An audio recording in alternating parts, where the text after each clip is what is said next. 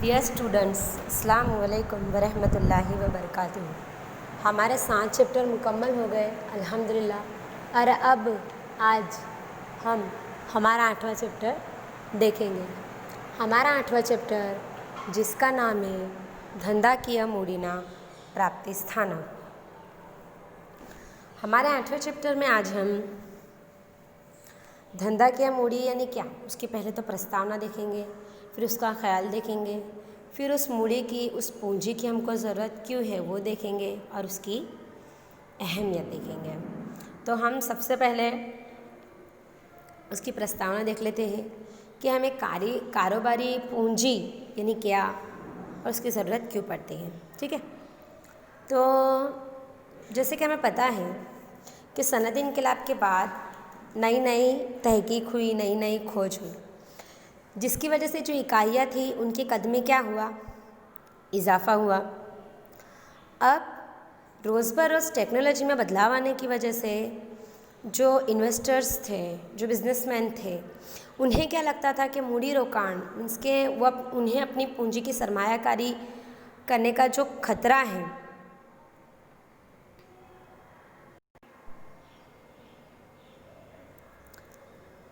वो नहीं लेना चाहिए,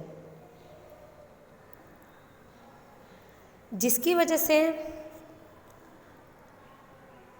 कारोबारी निज़ाम में एक अलग ही वजूद पेश आया और वो वजूद यानी कि कंपनियाँ। अब ये कंपनियाँ शुरू करने के लिए हमें किसकी ज़रूरत है? कारोबारी पूंजी की ज़रूरत है। तो मैं सबसे पहले ये समझना होगा कि कारोबारी पूंजी यानी क्या। कारोबारी पूंजी यानी ધંધાના માલિકોએ ધંધામાં રોકેલ રોકડ માલ કે મિલકતને મૂડી કહેવામાં આવે છે। अच्छा, अब आप लोगों ने अकाउंट में क्या पढ़ा है कि कारोबारी मालिक कारोबार में जो रोकड़ा पैसे या अपना माल या जो मिलकत रोक कर रखता है उसको मूड़ी या पूंजी कहा जाता है। लेकिन हमारे बिजनेस मैनेजमेंट में, हमारे बीए में मूड़ी की व्याख्या ज़रा अलग है।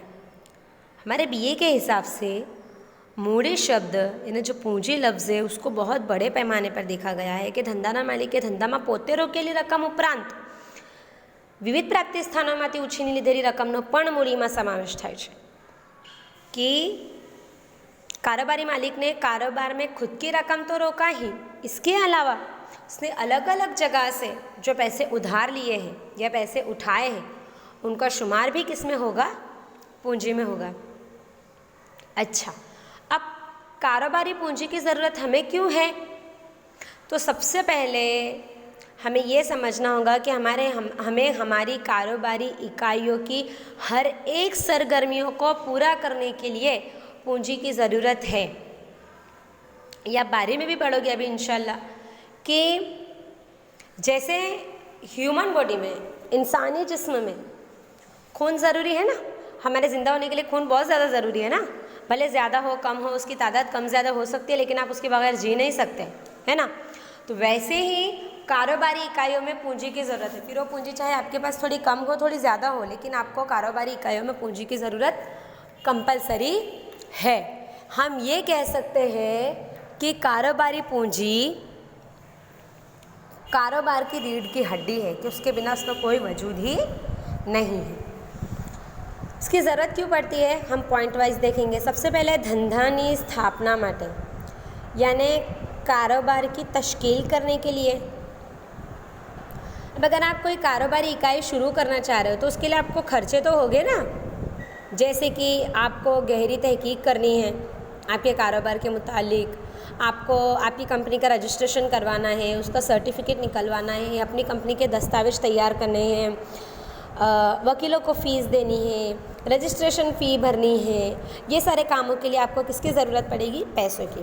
और ये पैसे यानी हमारी कारोबारी पूंजी। दूसरा पॉइंट है स्थिर मिलकतोनी खरीदी माटे ने मुस्तहकिम मिलकत की खरीदारी के लिए, बराबर। अब कारोबारी इकाई में लंबे वक्फे के लिए जिन मिलकतों में इन्वेस्ट किया जाता है उन मिलकत को स्थिर मिलकत यानी कि फिक्स्ड एसेट्स भी कहाँ जाता है। ऐसी मिल्कतों में आप बार बार तब्दीलियाँ नहीं कर सकते। और स्थिर मिल्कतों में आप किस किस का शुमार कर लोगे?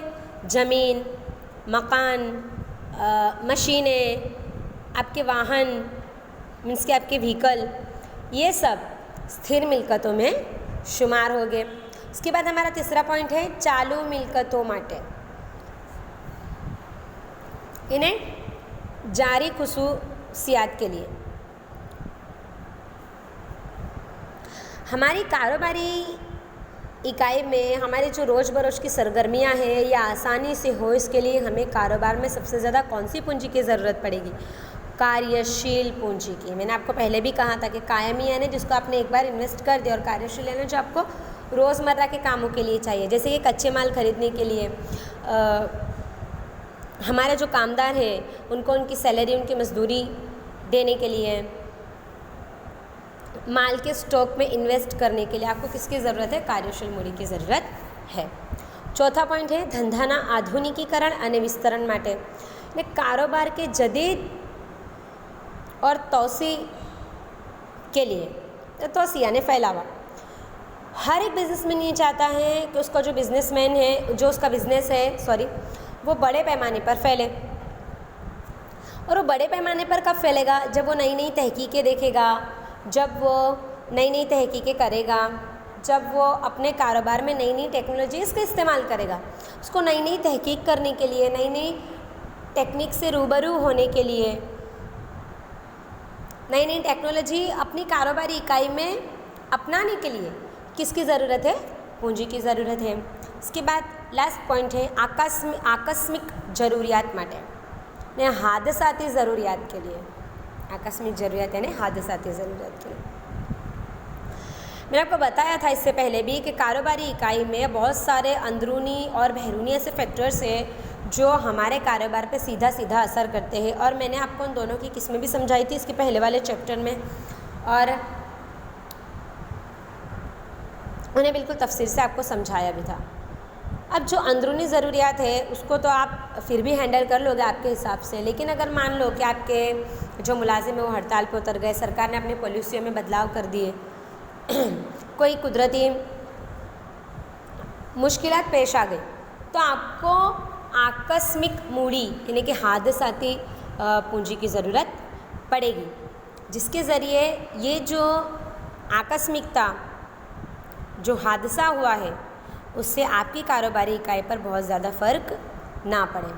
इसके बाद हमारा पॉइंट है धंधाकीय एकमમાં નાણાંનું महत्व, ने कारोबारी इकाई में पैसों की अहमियत। अब वो हमने साइंस में पढ़ा है, आपको याद होगा कि सूरज बिल्कुल बीच में है, बाकी के सारे ग्रह, उपग्रह, लघु ग्रह उसके आजू बाजू घूमते रहते हैं, है ना। वैसे ही पैसों का है कारोबार में कि पैसा बिल्कुल सेंटर में है और सारी जो इक्तिसादी सरगर्मियाँ हैं वो उसके आसपास घूमते रहती है। मैंने आपको पहले भी कहा कि हमारे इंसानी जिस्म में खून की जितनी ज़्यादा ज़रूरत है उतनी ही कारोबार में हमें पैसों की ज़रूरत है। हमें हमारे कारोबारी इकाइयों की सारी सरगर्मियों को वक्त पर पूरा करने के लिए, वक्त पर शुरू करने के लिए किसकी ज़रूरत है? पूंजी की ज़रूरत है। बल्कि हम ये कह सकते हैं कि हम पूंजी के बिना कारोबारी इकाई के वजूद के बारे में सोच भी नहीं सकते। लेकिन हमारे पास जो पैसे हैं, अगर मान लीजिए कि अगर आप एक बिजनेसमैन हो, अगर आपके पास पैसे हैं, तो आपको आपके पैसे को कैसे यूज़ करना पड़ेगा? बहुत सोच समझकर यूज़ करना पड़ेगा, ताकि आप उन कम पैसों में भी ज़्यादा से ज़्यादा अपना और अपनी कारोबारी इकाई के लिए बेहतर से बेहतर कर सको। अगर आपकी कारोबारी इकाई में पैसों की कमी आ जाए तो आपको बहुत सारी मुश्किलातों का सामना करना पड़ेगा।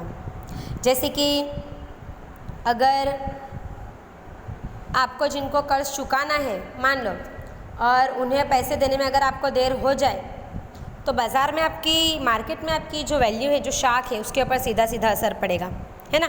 आपकी जो शाख है, आपकी जो क्रेडिट आपने बनाई है, उसको नुकसान होगा।